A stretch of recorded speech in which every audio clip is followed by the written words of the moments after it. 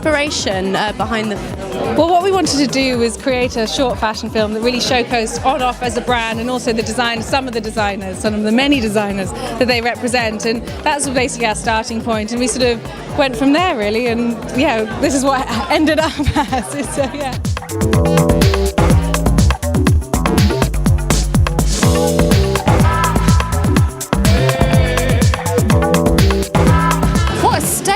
It was so modern, but in a way it sort of catalogued where we have already been in fashion.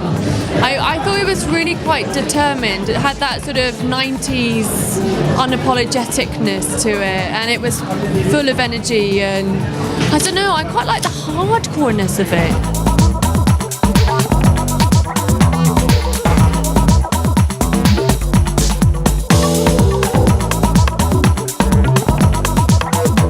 What sort of thing do you look for in a designer then when you're choosing? What we've looked for, obviously talent's the most key thing, and in London what's so fantastic to creative talent is there's so much of it, but what we've got to control is the key talent that's really kind of going to go and have longevity into the business, and has a kind of, I suppose they have to have that business sense, and that's always been important to On/Off designers.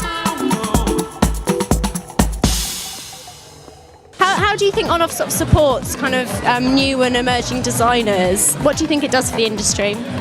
So my first couple of seasons were actually with On/Off. I exhibited, and I think what Lee Lapthorne's done is really great. I think he's really fostered new talent, and he's done a really fantastic job of it. And for me, it was just really important to start with exhibiting rather than to do a catwalk show. So that's why I wanted to get involved with On/Off, because I knew it would be a really good platform for me to sort of start showing.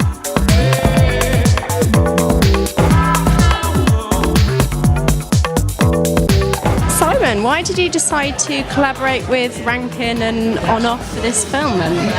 Well, it's kind of a great idea. They came to us and they kind of fell in love with the space, and kind of what we were doing and what we're trying to create here is really a lot of credible collaborations and commissioning within film, fashion and music. And the idea they had was to really break from the norm and not to do a traditional show, but to have a presentation and present that film and present the models in an interesting and new and innovative space.